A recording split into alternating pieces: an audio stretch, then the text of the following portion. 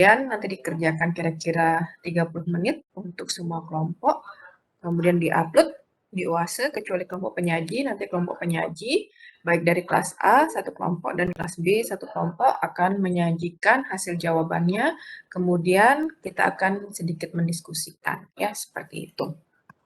Oke. Saya akan memulai ya perkuliahan hari ini adik-adik perihal drug related problem.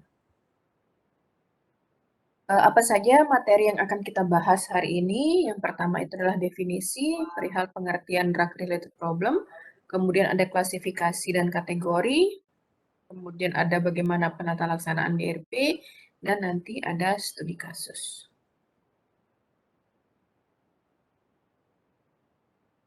Kita masuk yang pertama itu adalah perihal definisi. Jadi mungkin adik-adik sudah tahu terlebih dahulu ya, sudah ada di mata kuliah lain, definisi dari obat. Jadi, obat itu merupakan suatu substansi kimia yang telah diketahui strukturnya, kemudian apabila diberikan kepada makhluk hidup, itu akan memberikan suatu efek biologi tertentu. Jadi, drug is a chemical substance, typically of known structure, which when administered to a living organism, produce a biological effect. Jadi seperti itu untuk obat. Kemudian mungkin adik-adik juga sudah tahu ya apa yang disampaikan oleh Paracelsus bahwa all things are poison, for there is nothing without poisonous qualities. It is only the dose which make it thing a poison. Jadi sebenarnya obat itu juga merupakan racun. Nah, yang membedakan antara dia bisa menjadi racun atau bisa menjadi obat itu adalah dosisnya. Jadi, bagaimana agar kita mendapatkan efek biologi yang diinginkan itu adalah kita harus memantau dosisnya dengan baik. Jangan terlalu rendah, tidak boleh juga terlalu tinggi. Ya, seperti itu kalau misalnya seorang apoteker menentukan pendosisan suatu obat. Nah, apa yang dimaksud dengan drug related problem? Karena kita berbicara drug related problem, masalah yang terkait dengan obat. Jadi, masalah yang terkait dengan obat itu merupakan an event or circumstance involve drug therapy that actually or potentially interferes with desired health outcome. Jadi, masalah terkait obat itu merupakan suatu kejadian atau kondisi yang melibatkan terapi obat. Jadi, poinnya di sini adik-adik ya, bahwa seorang apoteker itu kompetensinya adalah pada obat, bukan bagaimana untuk mendiagnosa atau misalnya melakukan layanan keperawatan misalnya seperti itu. Jadi ini berkaitan dengan terapi obat. Ya, jadi suatu kondisi atau kejadian yang berkaitan dengan terapi obat yang mana baik secara aktual maupun potensial itu dapat memberikan efek atau mempengaruhi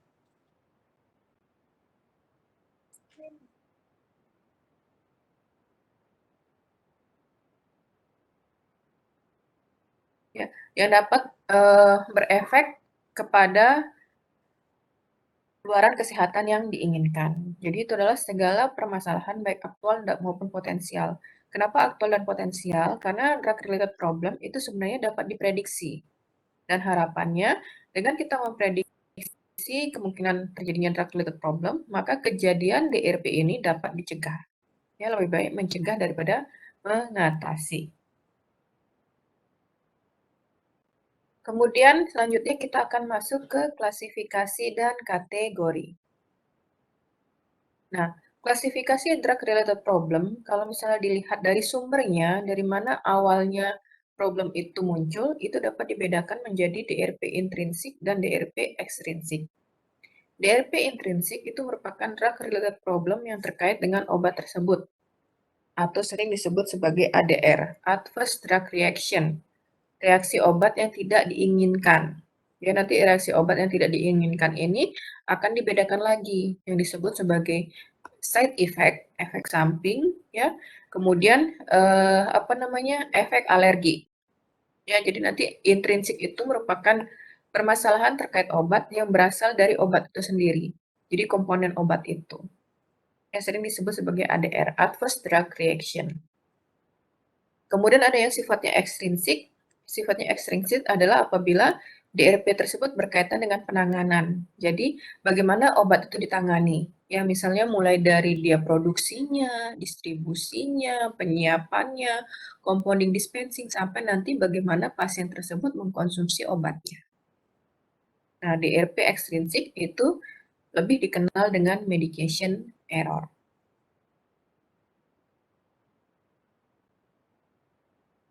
Kemudian, bagaimanakah kita mengetahui struktur dan fungsi dari drug related problem? Ya, awal mulanya drug related problem ini merupakan hasil dari penelitian Strand et al. Ya. Dia mendefinisikan apa sih itu drug related problem, terus apa fungsinya.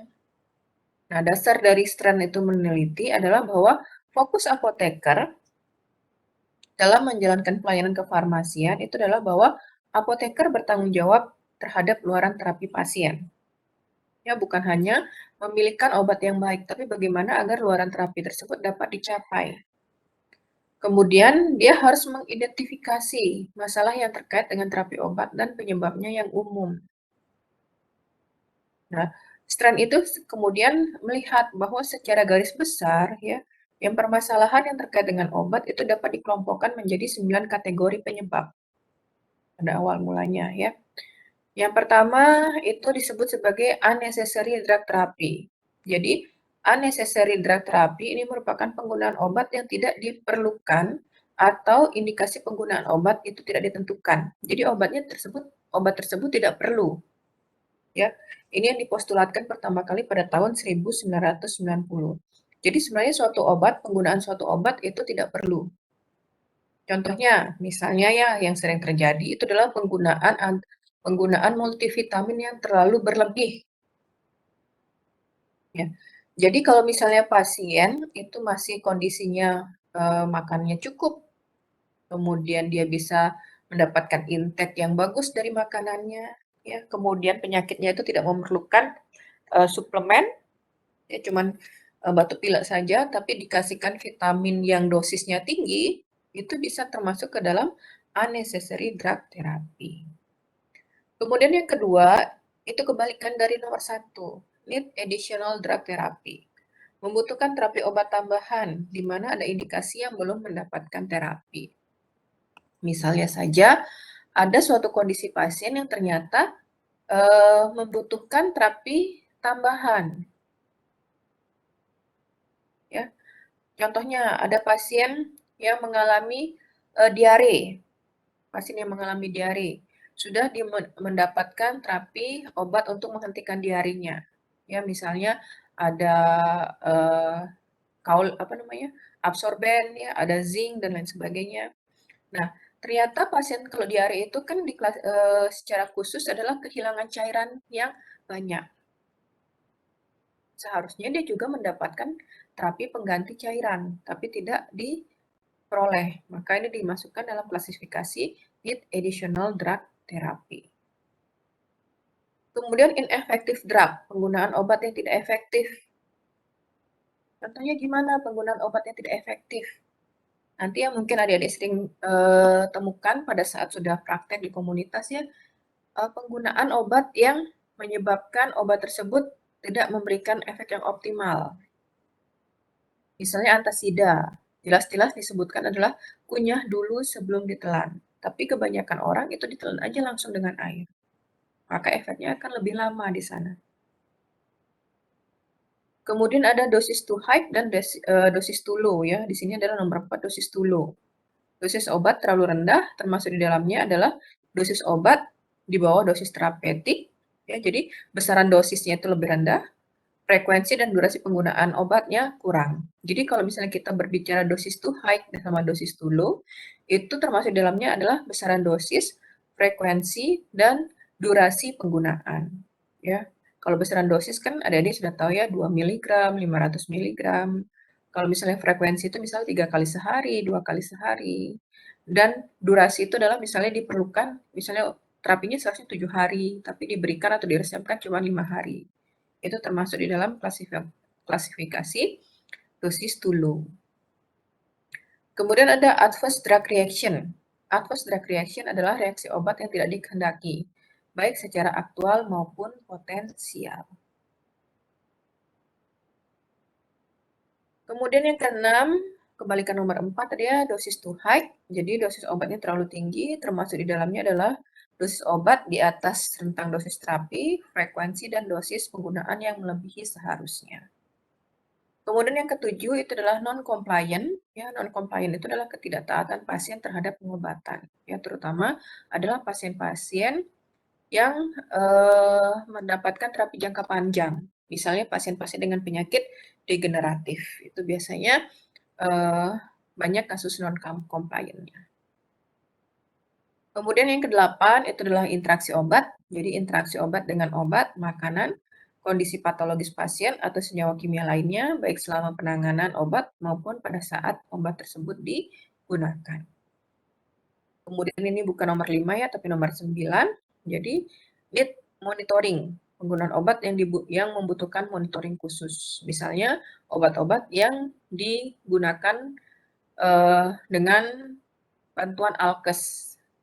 Ya, misalnya nebulizer, inhaler, kemudian insulin pen, itu juga memerlukan monitoring yang lebih ketat.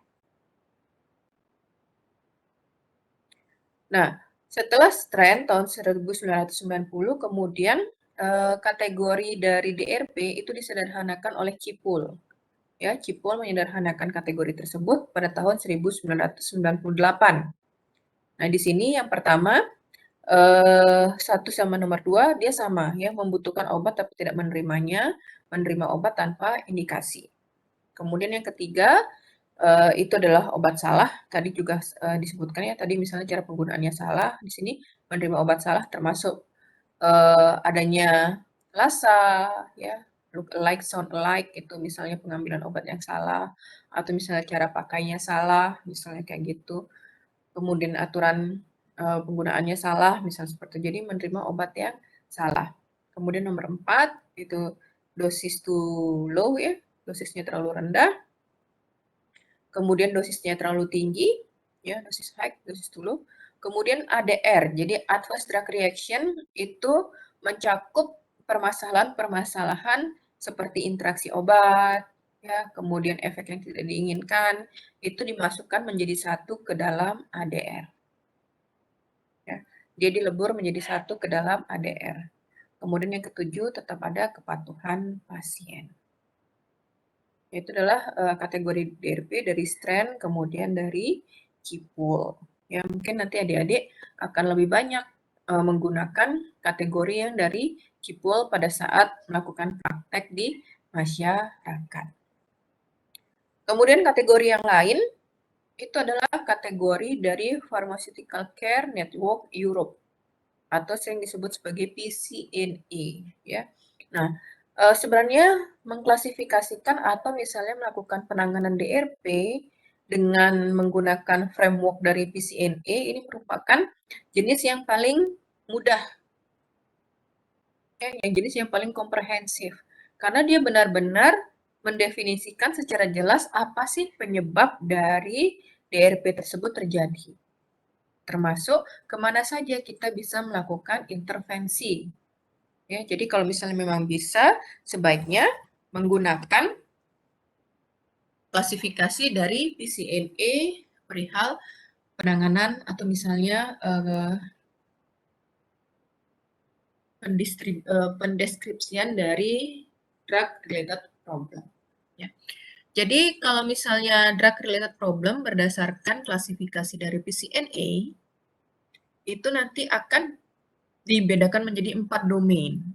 Ya, ada problem, ada cause, ada intervention, dan ada DRP status. Ya. Nah, sebelum saya masuk untuk membahas perihal bagaimana pengklasifikasian DRP dengan menggunakan framework dari PCNE, apakah ada pertanyaan atau apakah ada yang kurang jelas dari yang saya sampaikan perihal pendeskripsian atau misalnya klasifikasi DRP dari strain dan Cipul tadi?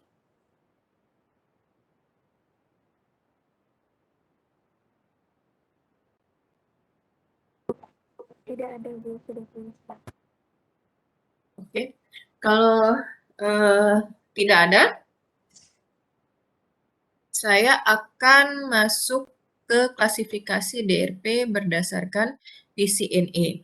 Jadi, pada PCNA, DRP tersebut akan dibedakan menjadi 4 domain. Ya, ada problems yang sering disebut juga sebagai potensial ya. Kemudian ada cause ya, termasuk kausa atau penyebab untuk masalah potensial. Kemudian ada intervention ya. Jadi hal-hal yang direncanakan kemudian yang akan diimplementasikan itu masuk ke intervention, kemudian DRP status. Jadi hasil penyelesaian masalah. Jadi menggunakan PCNA ini jadi kita akan diperlihatkan dari awal sampai akhir. Ya, bagaimana kita mendefinisikan jenis DRP-nya, penyebabnya apa, kemudian intervensi yang kita lakukan itu apa, sampai nanti berhasil atau tidak kita menyelesaikan DRP tersebut. Ya. Nah, sekilas di sini dapat tadi lihat ya bahwa untuk problem atau potensial itu dibagi menjadi 3 kategori. Ya.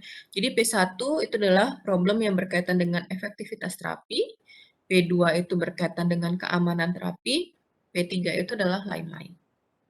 Kemudian kalau kausa itu dibedakan menjadi 9 ya.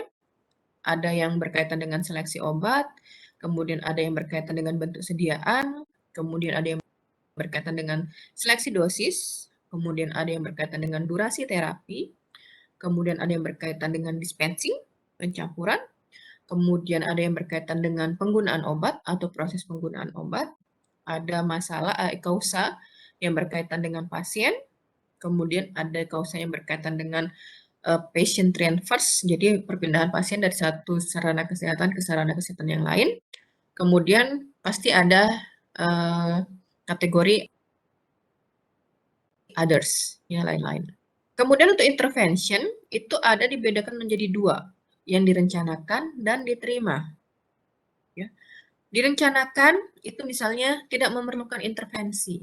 Jadi nanti seperti apa sih kausa yang kita tidak perlu intervensi, misalnya seperti itu. Ada kausa yang memang tidak memerlukan intervensi sama sekali. Kemudian yang pertama I1 itu adalah intervensi pada level penulis resep, dokter, dokter gigi, dokter hewan ya seperti itu. Dokter hewan kan bukan manusia ya.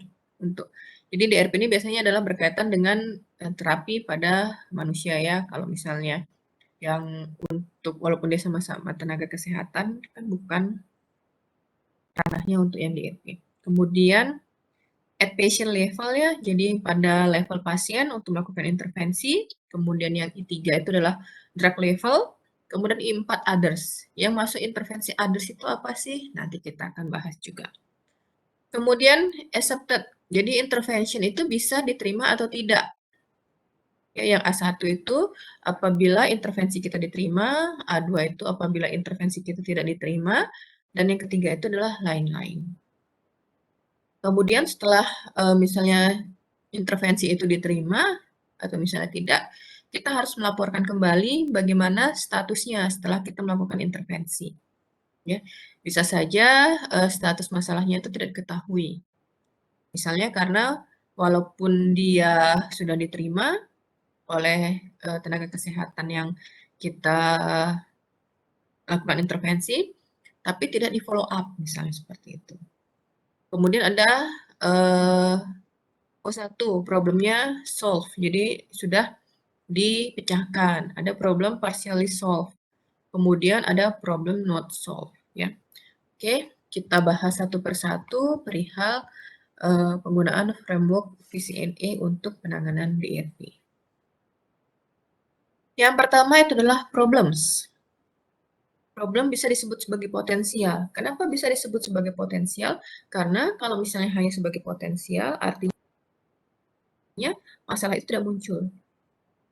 Ya, sudah dapat diatasi sebelum munculnya suatu problem yang berkaitan dengan terapi obat. Jadi problem ini merupakan kejadian yang tidak diharapkan maupun kejadian yang diharapkan maupun tidak diharapkan atau suatu keadaan yang dapat atau mungkin saja salah pada penggunaan terapi obat. Jadi ada problem yang sifatnya aktual, jadi sudah muncul problemnya baru kita bisa kita definisikan ya. Tapi yang lebih diharapkan adalah kita bisa mencegah problem tersebut. Ya, jadi problemnya merupakan suatu hal yang potensial. Ya. Jadi suatu keadaan yang dapat atau mungkin saja salah pada penggunaan terapi obat. Problem ini nanti akan dibedakan menjadi potensial problem atau manifest problem. Jadi potensial problem itu adalah masalah yang belum muncul tapi sudah dapat dicegah terlebih dahulu. Kemudian manifest problem itu adalah problem yang sudah bermanifestasi atau sudah muncul terlihat kejadiannya. Ya. Kita akan bahas satu persatu. Yang pertama adalah treatment effectiveness. Jadi apa yang termasuk problem yang termasuk treatment effectiveness? Jadi treatment effectiveness itu adalah there is a potential problem with the lack of effect of pharmacotherapy. Jadi ada suatu masalah ya, baik yang aktual maupun potensial yang berkaitan dengan dapat menyebabkan berkurangnya efek farmakoterapi dari suatu intervensi obat. Apa saja yang masuk ke dalam domain treatment effectiveness? Yang pertama adalah tidak munculnya efek obat atau kegagalan terapi obat. Ya, pasien tersebut misalnya sudah mendapatkan obat, tapi sudah berapa lama? Ya, sudah sekian lama obatnya tersebut tidak memberikan efek. Ya, itu disebut sebagai treatment effectiveness problems. Ya. Kemudian yang kedua adalah effect of drug treatment is not optimal. Jadi dia sudah mendapatkan obat, kemudian efeknya itu muncul, tapi tidak optimal.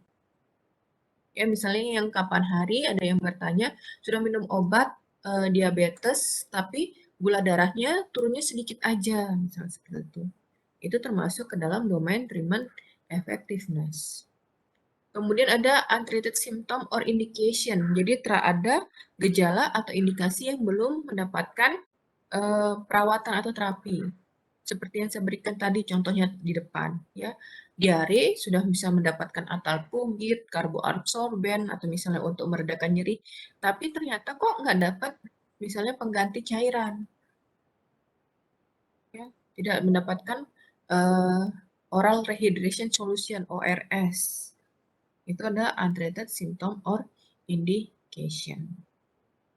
Kemudian yang berkaitan dengan keamanan, ya, keamanan pengobatan, treatment safety.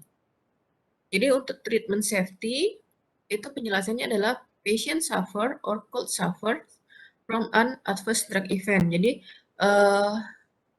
kejadian efek yang tidak diinginkan ya adverse drug reaction atau adverse drug event, baik yang sifatnya potensial maupun aktual.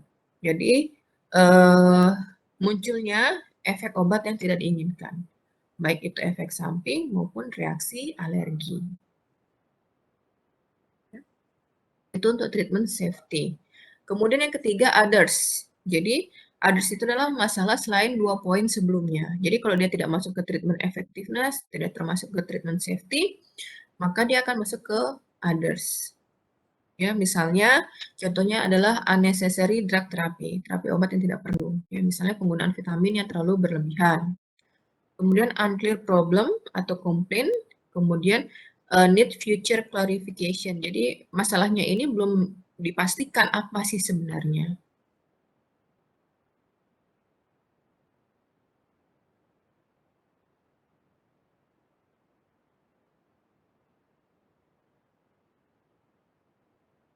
Tapi kalau misalnya memang segera membutuhkan analisa, itu boleh digunakan dalam kondisi khusus. Ya. Oke, itu adalah problems. Jadi kalau misalnya PCNE cuma diklasifikasikan menjadi 3 itu aja. Jadi nanti apakah dia ada masalah berkaitan dengan efektivitasnya, apakah dia berkaitan dengan keamanannya, atau bukan, termasuk 2 hal yang sebelumnya. Nah, kemudian kita harus menentukan kausa. Apa yang menyebabkan problem tersebut muncul? Apa yang menyebabkan problem tersebut muncul? Jadi, Kausa di sini termasuk di dalamnya adalah kausa untuk problem-problem potensial. Jadi untuk problem potensial itu juga termasuk bagaimana caranya kita melakukan intervensi agar dari yang potensial tersebut tidak menjadi aktual. Ya. Yang pertama, kausa ini dapat berupa aksi atau kurangnya aksi yang memicu munculnya problema potensial dan aktual. Jadi aksi atau kurangnya aksi yang memicu munculnya problema potensial maupun aktual. Ya. Kemudian kausa itu biasanya merupakan suatu perilaku yang mengakibatkan suatu masalah atau seringkali adalah medication error. Kemudian termasuk di dalamnya adalah kausa untuk masalah potensial. Jadi kausa ini bisa saja belum muncul. Ya.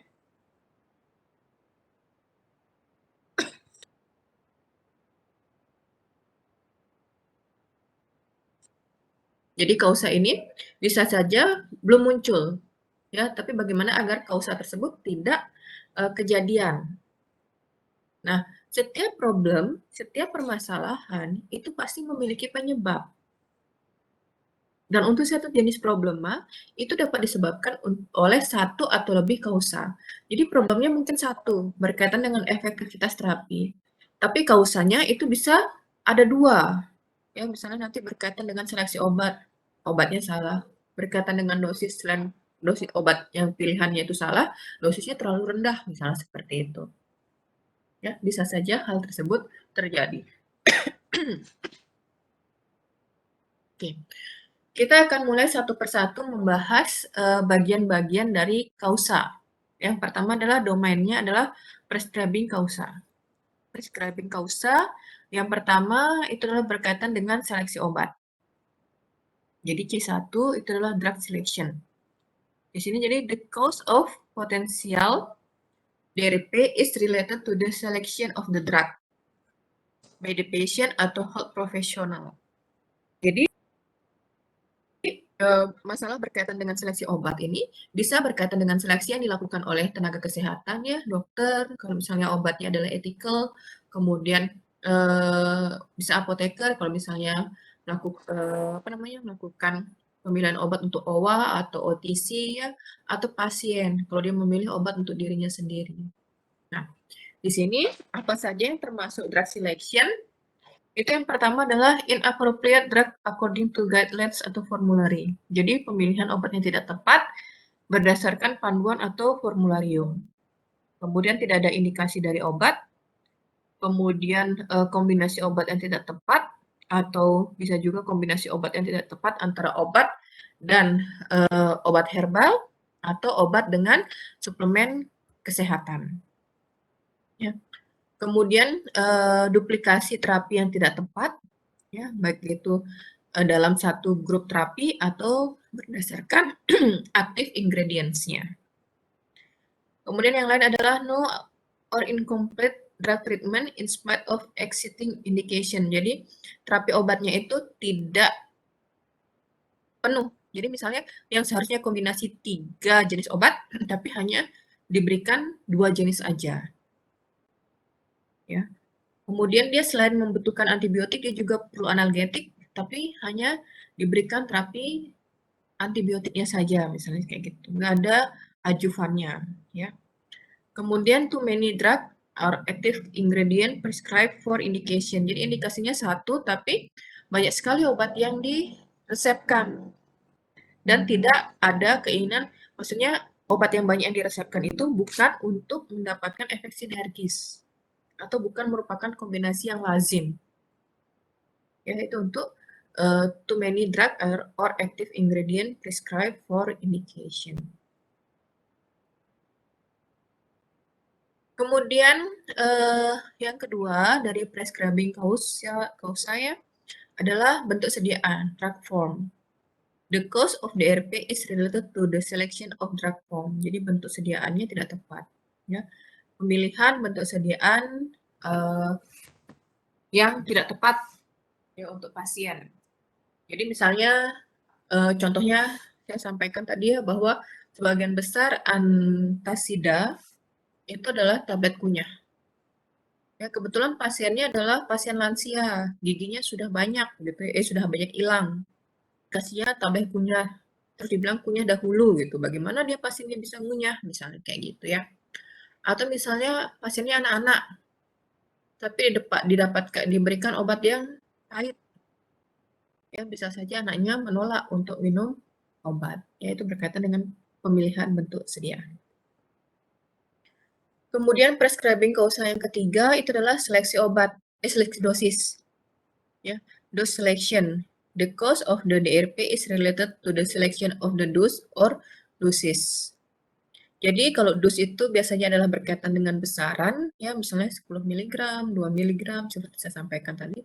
Kalau pendosisan itu termasuk di dalamnya adalah frekuensi dan durasi terapi. Ya. Jadi di sini ada dos dulu, kemudian drug dose of single active ingredient to high. Jadi satu bahan aktif itu diresepkan terlalu tinggi.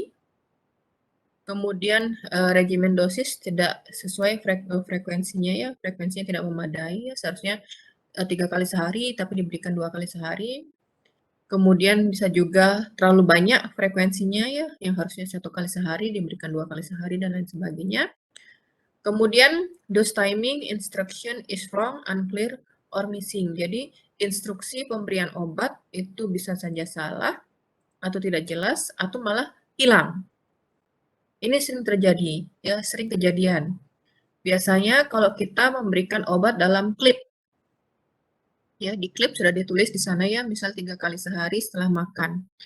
Kemudian kebetulan obat yang di dalam klip itu ada beberapa. Jadi obatnya dikeluarin semua, kemudian dia minum satu-satu, begitu dimasukin karena klipnya disusun, lupa ya. Ini obatnya klipnya yang mana? Di klipnya itu nggak jelas, misalnya tidak dicantumkan nama obatnya. Nah, itu biasanya yang sering terjadi oleh pasien. Ya, kalau misalnya pasiennya pinter, ditelepon ke apoteknya. Ya, menanyakan aturan pakainya berdasarkan resep yang tersimpan di apotek. Kemudian prescribing kausa yang lain itu adalah durasi terapi. Ya, the cost of DRP is related to the duration of treatment. Ya, bisa durationnya terlalu terlalu sebentar atau durationnya terlalu lama. Ya, duration of treatment is too short or too long. Nah, kemudian kita akan masuk ke dispensasi.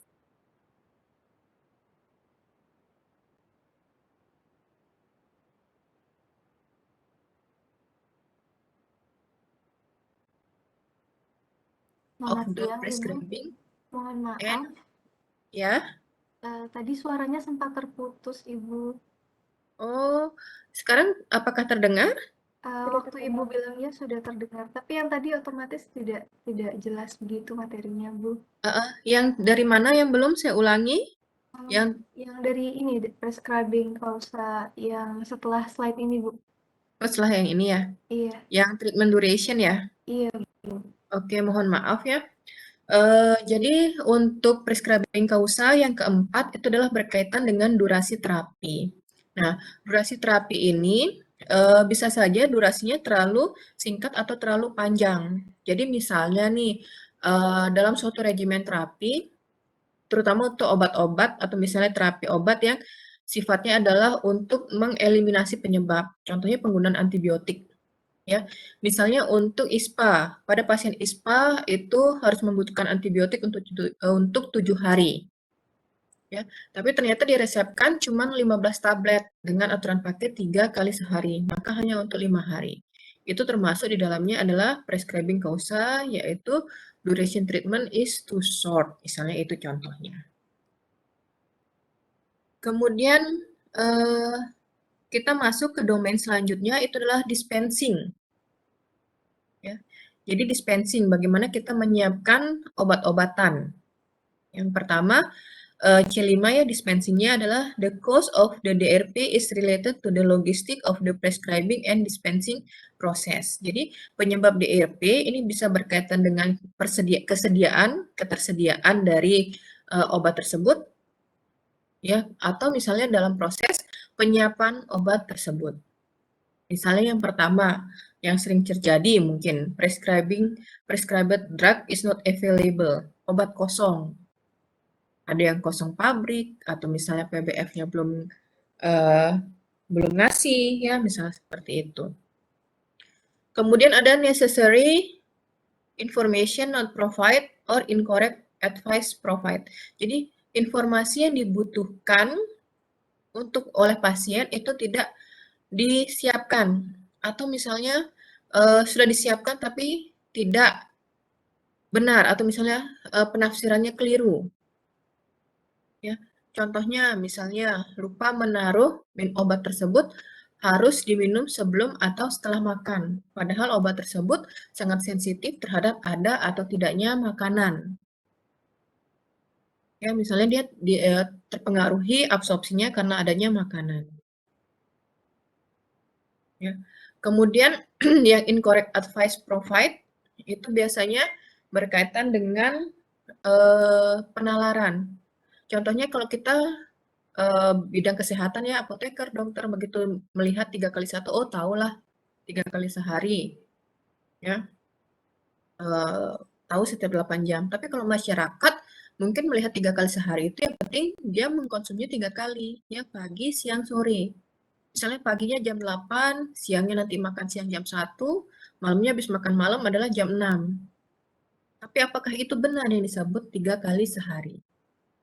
Ya, tentu saja tidak, karena kan beda-beda tuh durasi waktunya antara minum obat yang satu dengan minum obat yang lain. Kemudian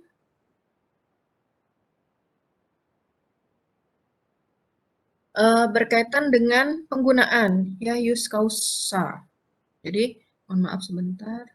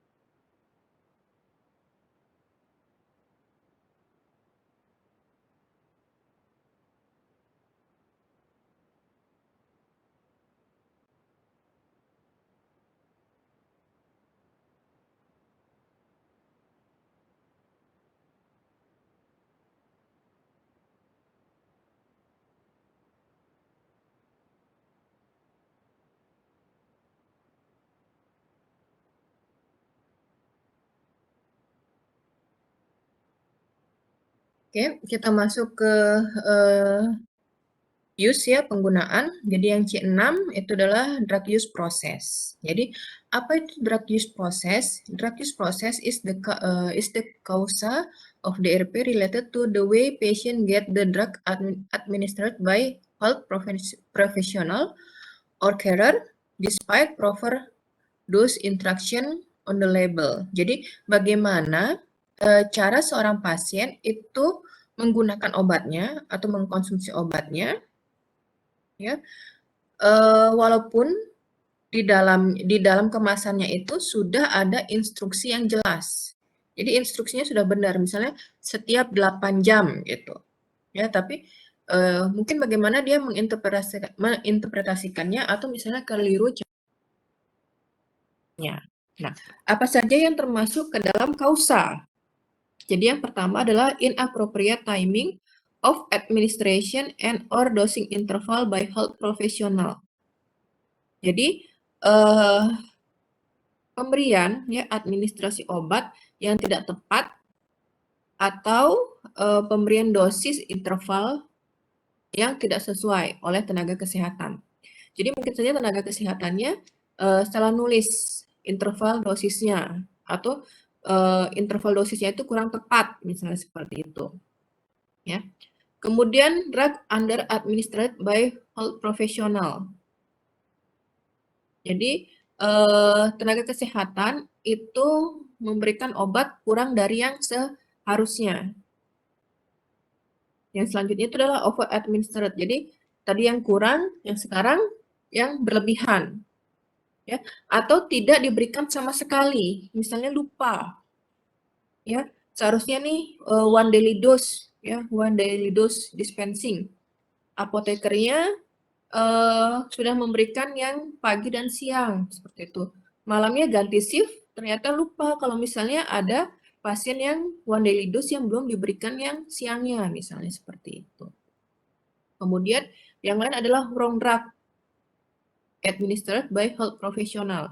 Ini biasanya terjadi pada obat-obat yang asal, ya, look alike, sound alike, atau yang disebut sebagai norum. Nama obat rupa mirip. Ya. Jadi dia mirip, jadi diambilnya itu salah. Ya, seharusnya obatnya maksudnya obat A, tapi yang dikasihnya adalah obat A titik, misalnya seperti itu. Ya. Kemudian drug administered via wrong route by health professional. Jadi rutenya salah. Yang mungkin sering terjadi adalah yang seharusnya adalah obatnya ditaruh di bawah lidah, ya ternyata disuruh minum per oral.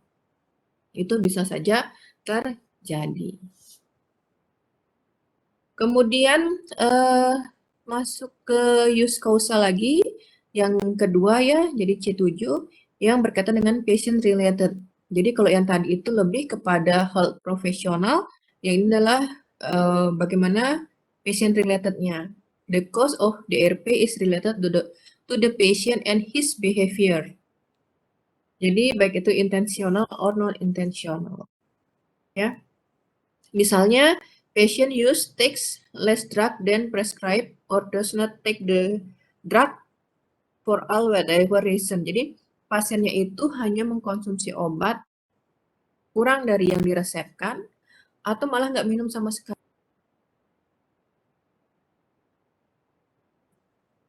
Pasien ngerasa minum sekali sehari aja udah cukup, misalnya kayak gitu. Kemudian, bisa juga patient takes more drug than prescribed. Ya misalnya tadi pengen cepat sembuh gitu, minum obatnya sekalian, ya seperti itu misalnya. Kemudian patient abuse drug, unregulated overuse, ya. Jadi menyalahgunakan obat. Ya, misalnya ada obat-obat tertentu yang kemarin ya, yang prekursor dan lain sebagainya yang ternyata bisa disalahgunakan oleh pasien. Patient decide to use unnecessary drug. Jadi di memutuskan untuk menggunakan obat yang tidak perlu. Ya, misalnya multivitamin yang terlalu banyak, apalagi sekarang multivitamin bisa beli sendiri, kebanyakan minum vitamin. Ya. Ini gadis-gadis biasanya juga suka pakai nih ya, vitamin C, misalnya kayak gitu, vitamin C yang 100.000 miligram, misalnya seperti itu. Padahal ada tahu vitamin C itu merupakan vitamin larut air. Jadi kalau misalnya dia jumlah kebutuhan hariannya sudah memadai, maka sisanya ya akan dikeluarkan dari tubuh. Ya, jadi walaupun minumnya 1000 tapi butuhnya 50, ya 950-nya lagi dibuang sia-sia, misalnya seperti itu. Kemudian patient takes food that interacts. Jadi ada interaksi obat dan makanan. Ya, itu juga harus dicek. Patient store drug inappropriately. Jadi ditaruhnya di tempat yang tidak benar. Ya, misalnya ada obat-obatan yang harus dijauhkan dari sinar matahari atau misalnya harus disimpan pada tempat yang suhunya dingin, ya begitu salah tempat penyimpanannya, obatnya bisa segera rusak atau malah tidak bisa digunakan. Ya misalnya suppositoria yang disimpan pada suhu panas, jadi pas mau dipakai lembek, seperti itu. Kemudian inappropriate timing or dosing interval, misalnya tadi ya 3 kali sehari setiap 8 jam, tapi minumnya jam 7, jam 2 siang, jam 6 sore. Kemudian patient administers use the drug in a wrong way. Jadi cara penggunaannya salah, yang seharusnya di bawah lidah, ditelan, seperti itu. Kemudian pasien secara fisik itu tidak dapat menggunakan obat atau bentuk sediaan obat sesuai dengan yang diberikan petunjuk, misalnya seperti itu. Nah, contohnya ini adalah penggunaan insulin pen. Ya, insulin pen itu kadang-kala sulit digunakan oleh pasien lansia. Apalagi pasiennya kurus misalnya seperti itu. Ya, itu juga ada keterbatasan fisik. Kemudian patient unintentionally administers use the drug in wrong way. Jadi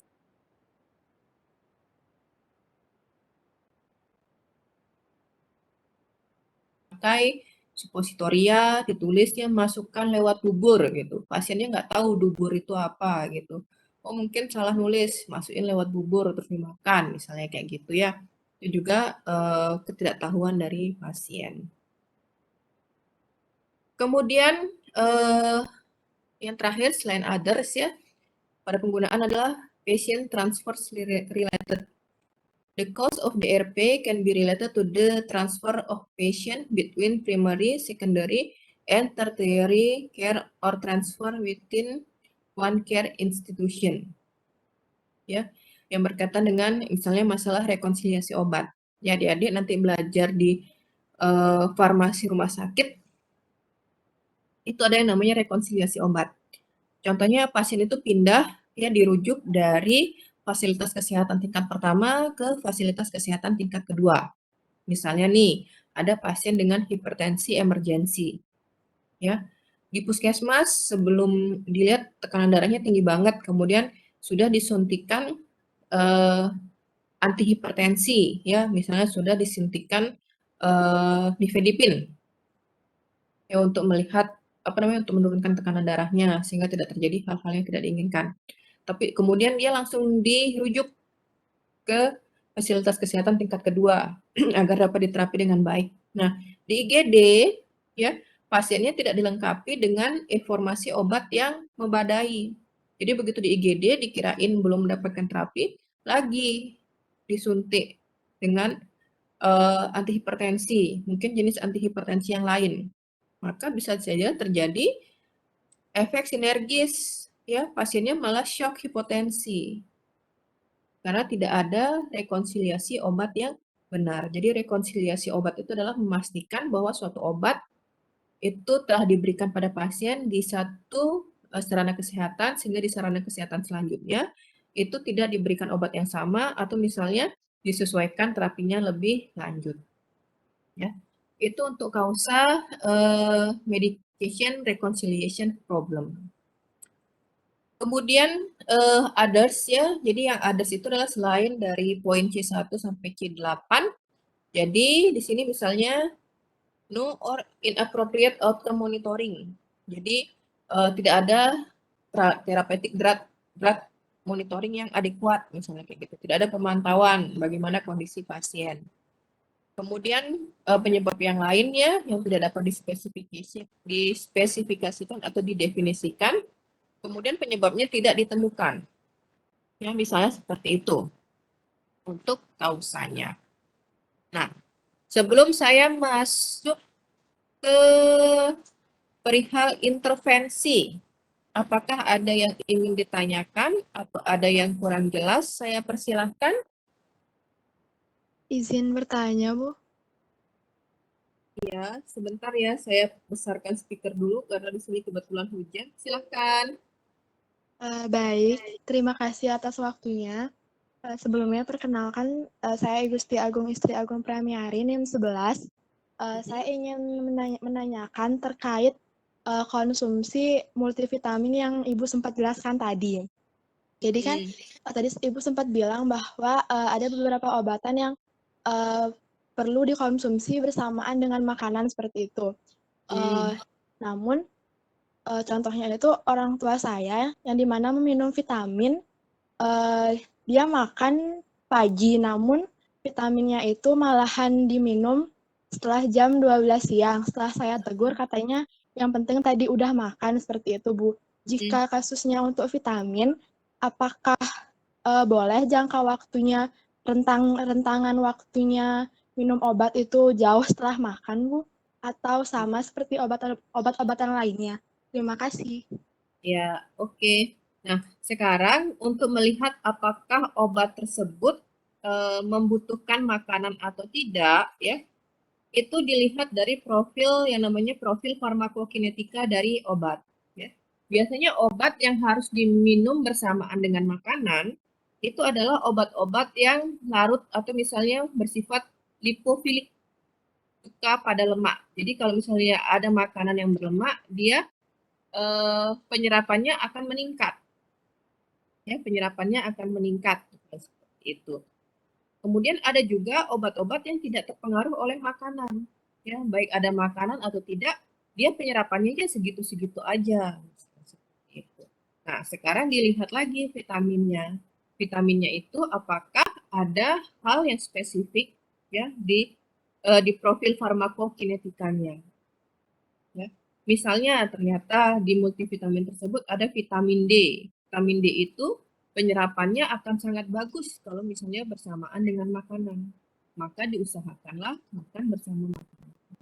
Tapi kalau misalnya ternyata profil farmakokinetikanya itu tidak ada pengaruh dari makanan, maka dia boleh diminum kapan saja. Ya kalau 1 kali sehari, rutinlah minumnya misalnya setiap jam 12 siang. Jadi seperti itu, apakah boleh atau tidak, kita lihat kembali jenis multivitaminnya. Apakah profil farmakokinetikanya dipengaruhi oleh makanan. Jika tidak, ya nggak apa-apa. Tadi makannya pagi, kemudian agak siangan baru minum obat. Karena dia tidak dipengaruhi penyerapan atau absorpsi dari obatnya itu dengan makan. Mungkin seperti itu yang saya bisa jawab. Sudah, Ibu. Terima kasih. Oke, ada yang lain lagi?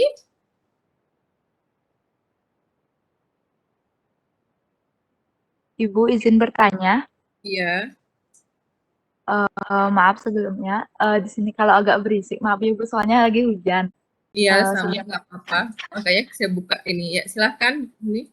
Sebelumnya, perkenalkan saya Gangga, NIM 16.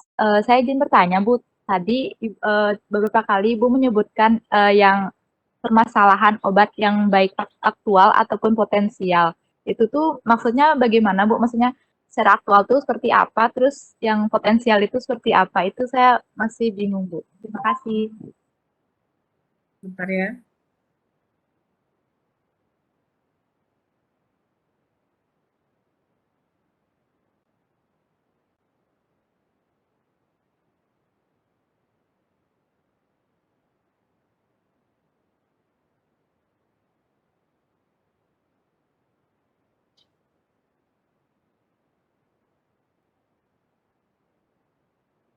Oke.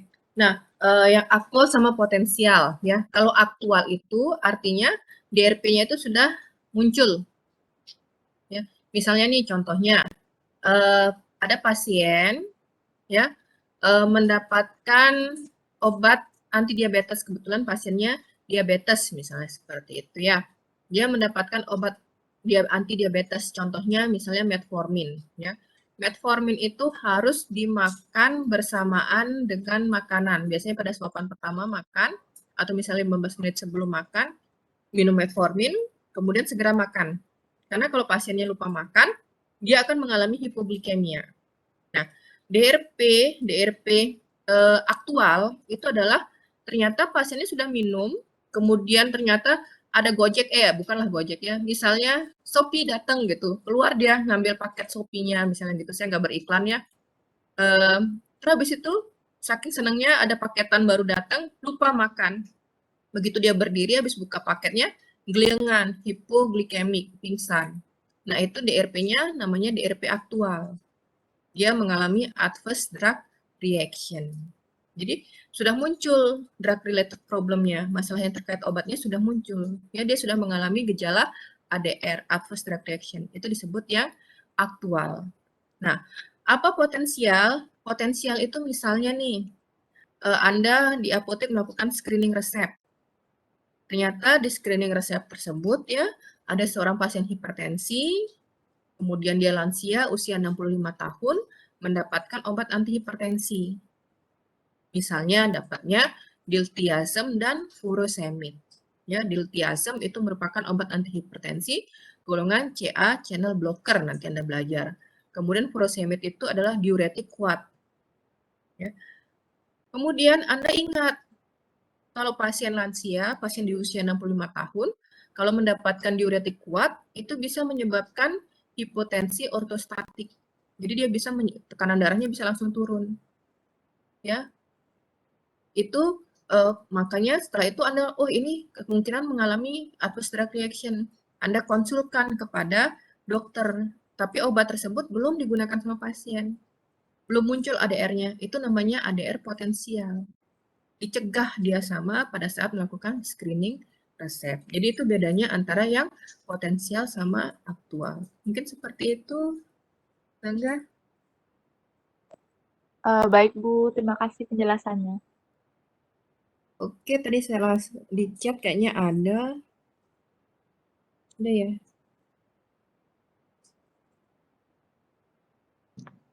Selamat siang Oh Ibu, enggak. izin bertanya. Oh ya. Iya, Dewa Julio, silahkan. Perkenalkan Bu, sebelumnya nama saya Dewa Julio Angga Purnama, NIM 19. Mohon maaf Ibu agak sedikit berisik di sini juga, karena hujan. Eh, Jadi saya izin bertanya Bu, terkait obat yang tadi, yang obat look alike, sound alike atau obat Norum itu Bu, untuk mengurangi apa namanya kesalahan dalam pengambilan sampai pemberiannya kepada pasien itu Bu, bagaimana kira-kira langkah yang paling umum kita harus ingat Ibu? Oke. Oke, terima kasih pertanyaannya. Jadi kalau misalnya Norum itu nanti kita akan bahas lebih banyak di medication error ya. Jadi di medication error salah satunya adalah bagaimana cara mencegah agar kesalahan pengambilan obat LASA atau Norum itu dapat diminimalisir. Tapi misalnya nih ya, saya berikan contoh salah satu obat Norum yang look alike sound alike itu misalnya yang bermasalah misalnya adalah nama obatnya mirip amoksisilin sama amoksan misalnya, sama-sama antibiotik ya, isinya sama-sama amoksisilin. Nah, misalnya dia bersisian amoksisilin sama amoksan, maka ada yang namanya Talman lettering ya.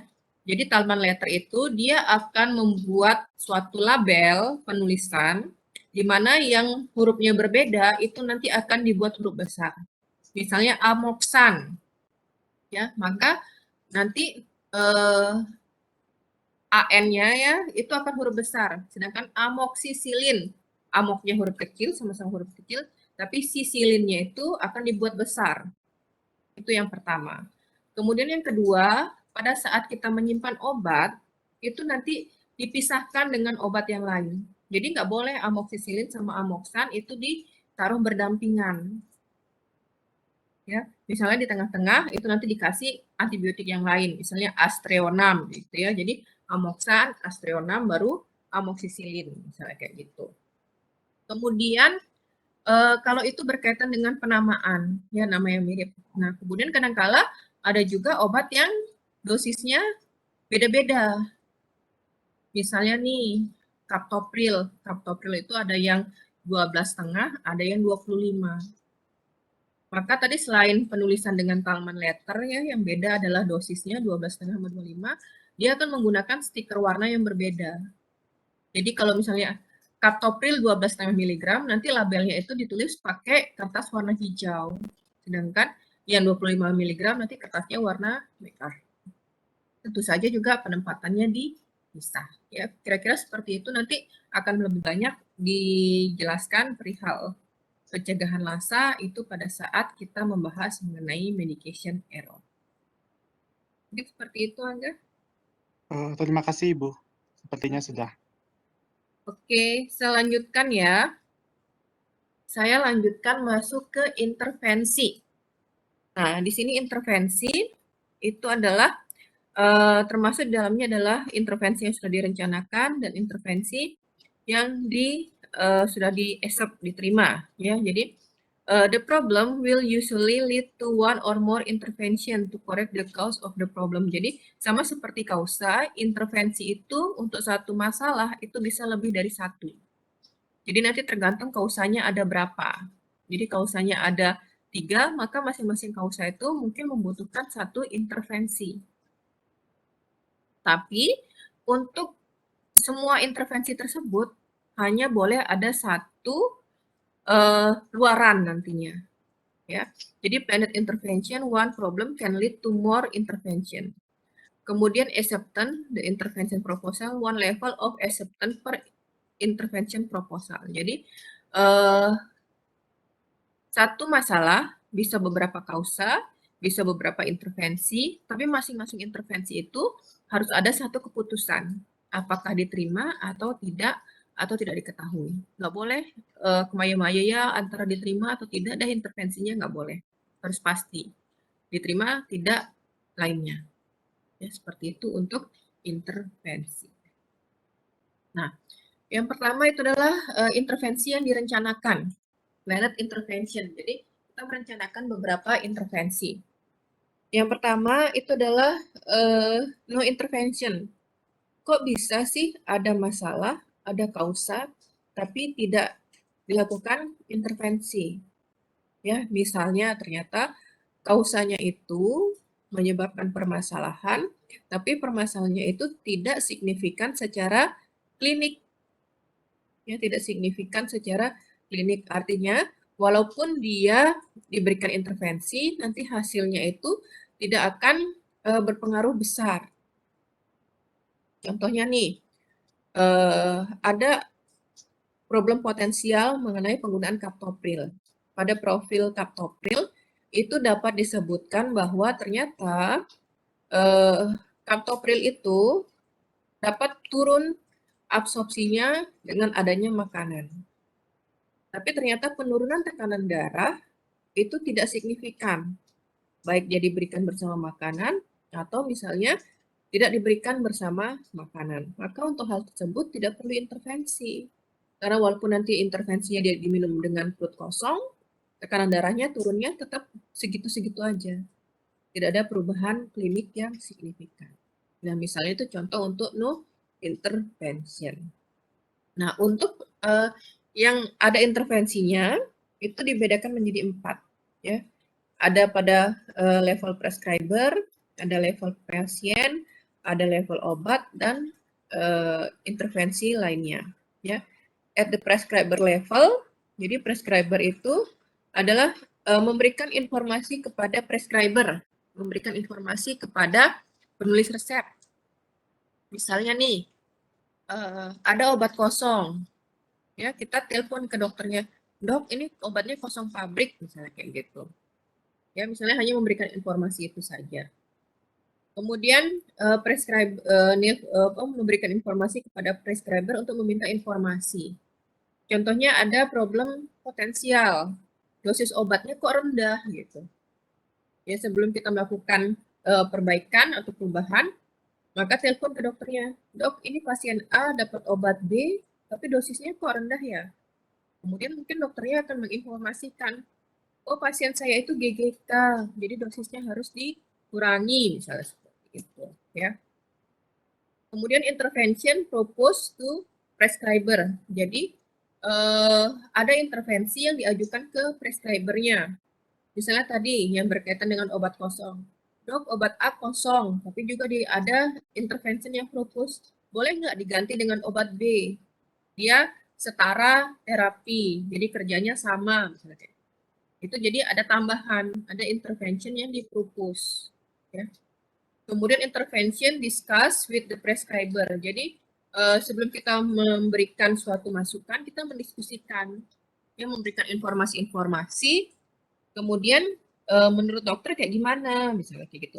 Sharing informasi, ya itu intervention discuss with prescriber. Itu untuk level penulis resep. Kemudian yang kedua adalah pada level pasien. Pada level pasien, misalnya adalah melakukan konseling. Ya. Kemudian menyediakan informasi tertulis kepada pasien. Ya, misalnya memberikan buklet, memberikan etika yang jelas, etiket yang jelas ya.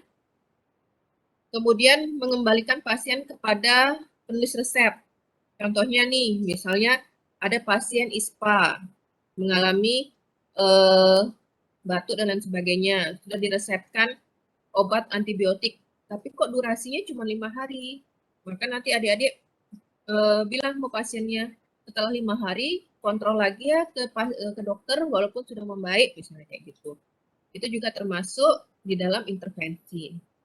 Kemudian berbicara, melakukan edukasi kepada keluarga pasien atau perawat pasien.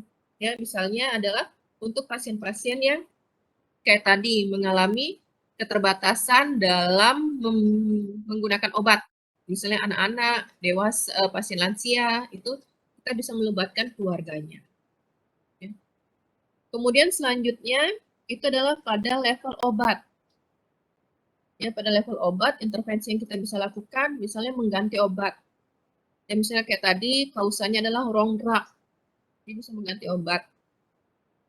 Kemudian perubahan dosis, ya, misalnya dosisnya too high atau dosisnya too low. Perubahan formulasi, ya, bentuk sediaannya diubah. Kemudian perubahan instruksi penggunaan, ya. Kemudian penghentian obat, misalnya obatnya terlalu banyak, dihentikan obatnya. Kemudian pemberian obat baru, misalnya ada indikasi tanpa terapi, ditambahkan obatnya. Ya. Itu misalnya pada level obat.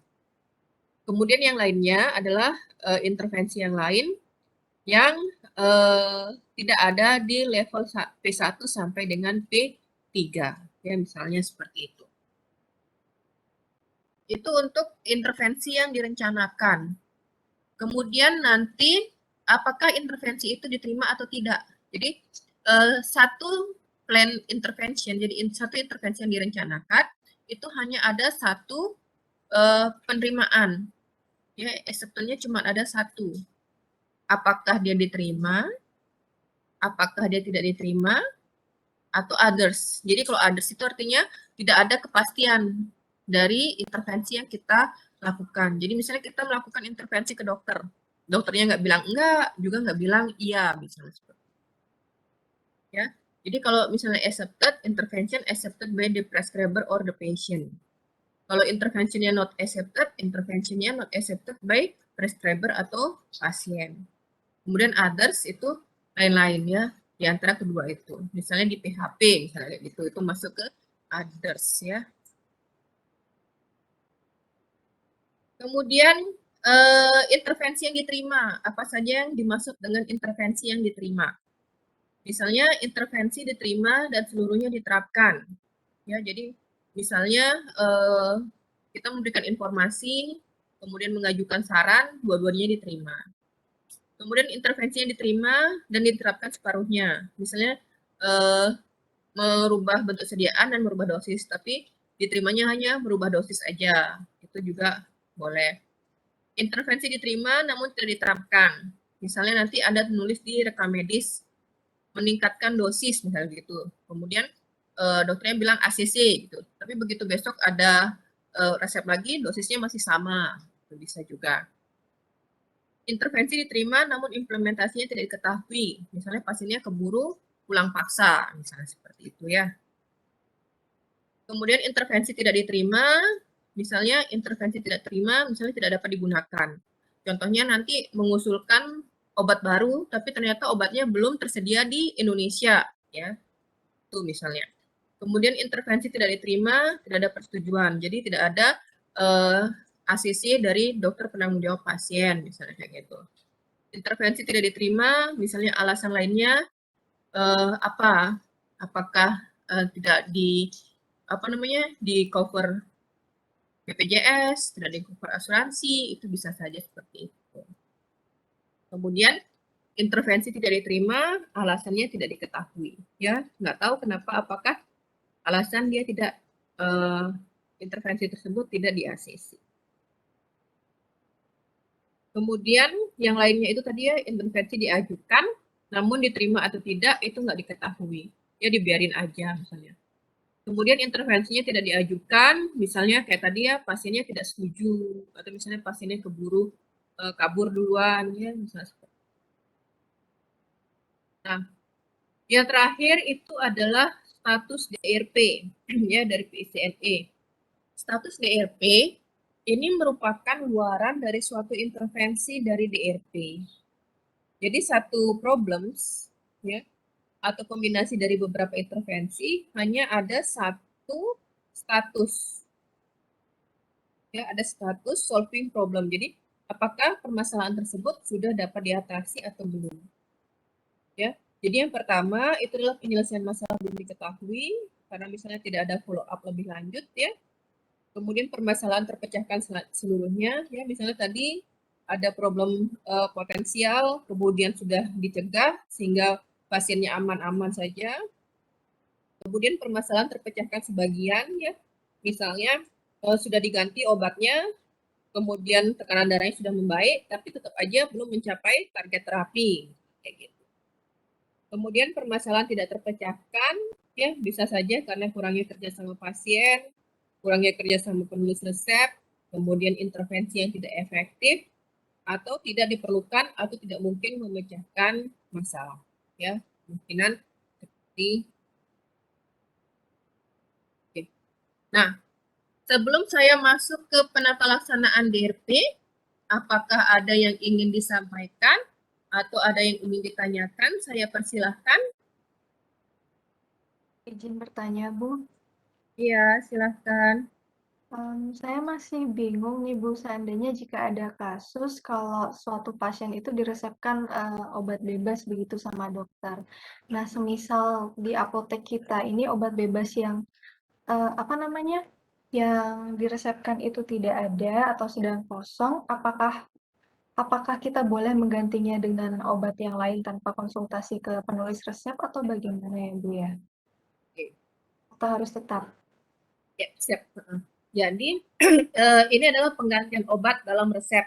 Kebetulan obatnya adalah obat bebas. Nah, jadi adik-adik berdasarkan peraturan perundang-undangan, penggantian obat ya itu ada klausul yang menyatakan ya obat itu dapat diganti dengan persetujuan dari dokter dan garis miring atau pasien. Ya. Jadi dokter dan garis miring atau pasien. Jadi obat itu bisa diganti dengan persetujuan dari dokter atau pasiennya. Nah, apalagi kalau obatnya adalah OTC. Ya, kita bisa meminta persetujuan dari pasiennya. Sampaikan kenapa misalnya obatnya tidak ada. Apakah pasien bersedia kalau misalnya kita menggantikan obatnya? Tentu saja obat yang kita pilihkan itu harus setara farmasetik dan setara klinik dengan obat yang diresepkan oleh dokter. Ya. Jadi apakah boleh diganti? Boleh, tapi harus mendapatkan persetujuan dari pasien dan garis miring atau dokter. Jadi kalau pasiennya setuju mengganti, ya silahkan langsung diganti. Jangan lupa untuk menuliskan persetujuan pasien tersebut. Pasiennya suruh tanda tangan di sana. Ya, sebagai dasar Anda bahwa Anda sudah mendapatkan persetujuan untuk menggantikan obat tersebut. Jadi seperti itu kira-kira dia untuk penggantian obat secara umum. Kira-kira udah Baik, Bu, jelas? cukup. Sudah jelas. Terima kasih banyak, Bu. Oke. Ada yang lain lagi? Izin bertanya, Bu. Iya, silahkan. Baik, Bu, terima kasih waktunya. Saya Armida Caparhani, NIM 2, Bu. Jadi setelah saya mendengar penjelasan dari Ibu tadi, saya menjadi lebih ingin mendalami lagi mengenai profil farmakokinetika suatu obat tadi, Bu. Jadi saya ingin bertanya, apakah ada referensi atau mungkin dari buku atau web mana yang bisa kami gunakan untuk mengetahui lebih lanjut lagi mengenai profil farmakokinetika suatu obat tadi? Terima kasih. Oke. Kalau buku yang ada farmakokinetikanya, adik-adik bisa mencari di Martindale. Ya, Martindale The Complete Drug Reference.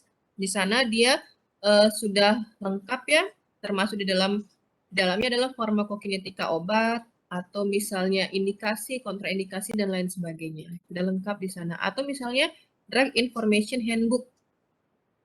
Itu juga ada perihal monografi dari obat termasuk di dalamnya adalah farmakokinetika dari obat tersebut. Ya minta aja ke kakak kelasnya, pasti kakak kelasnya itu udah punya buku-buku tersebut. Seperti itu mungkin Armida. Baik, Bu. Terima kasih, Bu. Oke, saya lanjut ya adik-adik ya. Oh sebelumnya ada satu di chat, ada pertanyaan. Kalau tidak ada penandatanganan persetujuan tapi pasien sudah setuju untuk mengganti obat, apakah boleh Bu? Misalnya kayak gitu. Maka jawaban saya sebaiknya harus tanda tangan. Kenapa? Besok lusa, kalau misalnya Anda ternyata ada yang menuntut, ya ada menuntut kita kan tenaga kesehatan, itu juga ada langkah-langkah yang harus dilaksanakan untuk menjamin bahwa kita sudah melaksanakan praktek pelayanan kefarmasian sesuai dengan aturan dan perundang-undangan. Kalau nggak boleh, misalnya kebetulan pasien itu ternyata mengalami efek yang tidak diinginkan, misalnya dari obat yang Anda sarankan. Terus dia menuntut Anda, ya. Kemudian Anda bilang, loh Bapak kan sudah setuju. Dia bilang, nggak ada buktinya, misalnya kayak gitu. Apa yang kita bisa lakukan? Nggak ada. Ya, sebaiknya itu ada hitam di atas putih bahwa pasien tersebut setuju. Jadi kalau besok lusa ada permasalahan, adik-adik tetap aman bahwa memang sudah ada aturannya, Anda sudah melaksanakannya dan sudah ada persetujuannya. Ya, sebaiknya seperti itu. Oke, saya lanjut penata laksanaan DRP. Jadi, nah untuk langkah-langkah penanganan DRP, untuk langkah-langkah penanganan DRP itu kita akan memulai dari review. Ya. Review itu adalah yang kita lakukan adalah mereview pasien dengan resiko DRP. Contohnya punya riwayat pernah mengalami DRP sebelumnya.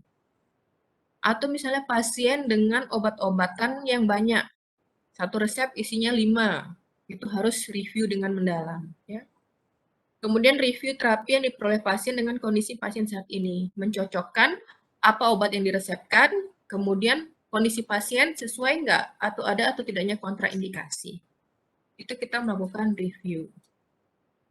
Selanjutnya, itulah kita melakukan identifikasi. Ya.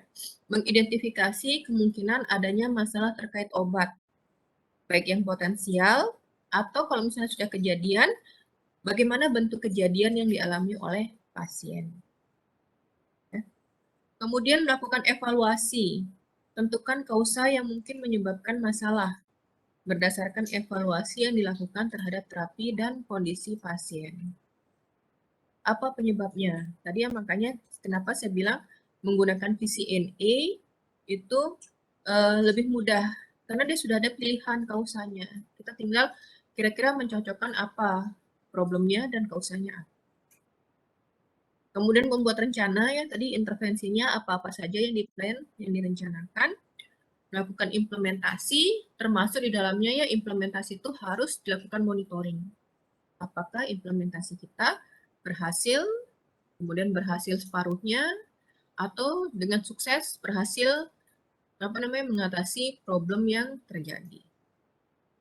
Nah, mungkin itu ada yang masih ingin bertanya, saya persilahkan sebelum kita masuk studi kasus. Mohon izin bertanya, Bu. Iya, silahkan. Baik, perkenalkan nama saya Nasri, NIM 51. Jadi, saya ingin menanyakan tentang suatu kasus, Bu. Jadi, kalau misalnya kan ada tuh orang biasanya yang sakitnya tuh monthly gitu. Jadi setiap bulan dia pasti bakalan sakit. Gimana, Bu? Tadi sakitnya apa? Nggak dengar. Sakitnya? Sakitnya tuh monthly, Bu. Jadi setiap bulan tuh bakalan sakit lagi gitu. Iya. Ya. Jadi misalnya nih sakit pertama dia ke puskesmas terus dikasihnya parastamol. Habis itu sakit di bulan kedua dia ke puskesmas lagi kan. Habis itu dikasih parastamol lagi. Nah, akhirnya setelah beberapa kali kayak gitu dia bakalan mikir, "Oh, ngapain ya ke ke puskesmas terus juga kan bakalan dikasih parastamol aja," gitu. Akhirnya si pasien ini seterusnya melakukan medikasi gitu, Bu, karena dengan pola pikir yang seperti itu. Nah, kalau kayak gitu, itu bisa masuk ke kalau misalnya kita intervensi untuk kasus itu bisa masuk ke level yang mana ya, Bu? Terus kalau boleh bisa dijelaskan mungkin, Bu, bagaimana kita bisa mengatasi untuk kasus ini, kayak gitu. Makasih, Bu. Oke. Nah, kalau misalnya saya menjawab, maka tergantung penyakitnya apa. Ya, kalau misalnya tadi penyakitnya bulanan, ya mungkin kita anggaplah karena saya perempuan ya, yang datang setiap bulan sekali itu adalah menstruasi atau haid.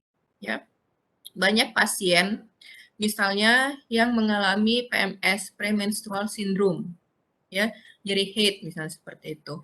Misalnya ada pasien yang nyeri head-nya itu pada bulan pertama kayak tadi, oh minumnya dikasih minum paracetamol gitu, yang kedua paracetamol lagi, misalnya kayak gitu. Dan kebetulan obatnya tersebut adalah OTC. Ya, kalau misalnya kram atau misalnya nyeri head itu biasanya diberikan asam mefenamat namanya ya.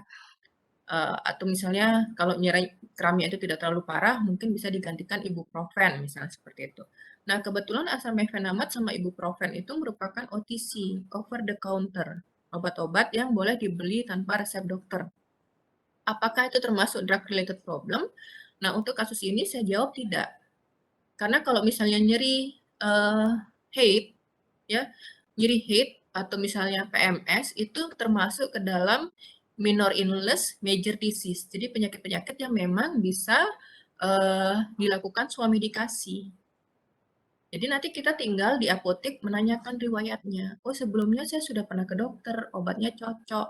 Apakah boleh? Misalnya kayak gitu. Kita sebagai apoteker kita tinggal bertanya, apakah gejala-gejalanya sama dengan kondisi sebelumnya pada saat ke dokter. Kalau gejalanya sama, obatnya memang boleh dibeli tanpa resep dokter, itu bukan termasuk drug related problem. Itu misalnya untuk penyakit-penyakit yang minor illness, major disease. Tapi ada penyakit-penyakit yang memang dia harus kontrol rutin per bulan ke dokter. Contohnya obat penyakit-penyakit degeneratif, hipertensi, dislipid, dan lain sebagainya. Ya. Pasien hipertensi itu merupakan penyakit yang terus-menerus harus mendapatkan obat. Tapi biasanya persepannya itu dilakukan sebulan sekali. Ya. Kemudian resepnya apakah sama? Biasanya sama. Ya, contohnya nih pasien A tekanan darah tinggi, dia ke puskesmas, diresepkan kaptopril 3 kali sehari, dapat 90 tablet gitu. Bulan depan lagi cek, ya 3 kali sehari. Kemudian kaptopril lagi. Akhirnya bulan ketiga dia pikir, ah paling nanti dapat kaptopril lagi. Dia beli ke dokter, beli ke apotek. Nah, Anda lihat kaptopril itu merupakan obat yang harus dikeluarkan dengan resep dokter. Maka ini termasuk di dalamnya adalah sebenarnya bukan drug related problem ya, karena dia kan tidak mengalami masalah terkait pengobatannya, tapi lebih kepada ketaatan pasien. Ya misalnya dia tekanan darahnya terkontrol dengan baik, efek sampingnya tidak muncul, maka kita bisa masukkan dia ke others. Ya, kita bisa masukkan ke others. Kausanya apa? Ketaatan pasien. Kenapa ketaatan pasien? Karena sebenarnya kenapa dia pasien tersebut harus datang sebulan sekali ke dokter untuk melakukan monitoring dan follow up. Karena hipertensi itu bisa saja mengalami komplikasi. Apa contoh komplikasi dari hipertensi? Misalnya, kalau hipertensinya tidak terkontrol dengan baik, bisa menyebabkan gangguan ginjal atau bisa menyebabkan pembengkakan jantung. Nah, inilah yang perlu dokter untuk menilai. Itulah kenapa pasiennya misalnya harus kontrol rutin setiap bulan ke dokter walaupun obatnya sama. Kalau kita menghadapi hal tersebut, kita bisa melakukan intervensi dengan melakukan edukasi. Jadi intervensinya pada level apa? Pada level pasien. Sampaikan kepada pasien bahwa kenapa dia perlu ke dokter. Tapi jangan nakut-nakutin, ya nanti kalau nggak ke dokter bisa gagal ginjal. Nggak. Jelaskan kenapa, karena harus dilakukan monitoring rutin. Dan yang bisa melakukan monitoring rutin itu adalah dokter. Jadi domainnya apa? Domainnya karena dia tidak ada masalah dengan efektivitas terapinya, tidak ada masalah dengan efek obat yang tidak diinginkan, maka kita masukkan dia domainnya adalah ke others, kalau di PCNA. Penyebabnya apa? Patient compliant. Intervensinya apa? Kayak tadi, lakukan konseling kepada pasien. Ya, kalau misalnya ternyata besokannya pasiennya mau ke dokter, kita telepon sudah ke dokter belum? Sudah, ini masih di puskesmas. Nah, maka intervensinya, outcome-nya luarannya apa? Berhasil. Ya, mungkin kira-kira seperti itu, sangat tergantung sekali dengan penyakitnya apa ya, Dek ya. Baik, Bu. Iya, Bu. Terima kasih banyak, Bu. Oke, nah sekarang saya akan mengirimkan studi kasus ya ke Dinda ya, minta tolong Dinda nanti diberikan kepada teman-teman yang lain. Kasusnya ada 2. Jadi ada untuk kelas A dan kelas B. Jadi di sana ada judulnya adalah DRP CBLA ya dan DRP CBLB. Jadi kalau A berarti untuk kelas A dan B untuk kelas B. Cuma seperti yang saya sampaikan kemarin, silahkan dikerjakan langsung di PPT-nya untuk semua kelompok ya. Ingat nanti diganti pada saat nyimpen. Itu adalah kan saya masih nulis ini kelompok X. Silahkan ditulis kelompok 1, kelompok 2 dan lain sebagainya. Ya. Kemudian waktu pengerjaannya saya sampaikan kemarin 30 menit. Setelah 30 menit nanti begitu temannya presentasi, yang lain bisa langsung upload di UASE. UASE sudah di-set ada ya untuk kasus yang CBL yang DRP. Ya. Kira-kira ada yang ingin ditanyakan? Saya persilahkan untuk pengerjaan kasusnya.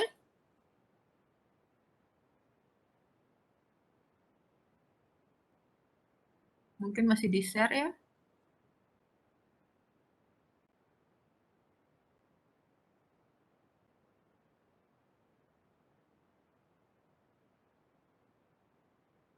Oke, ada yang ingin ditanyakan? Sudah menerima kasus semuanya adik-adik?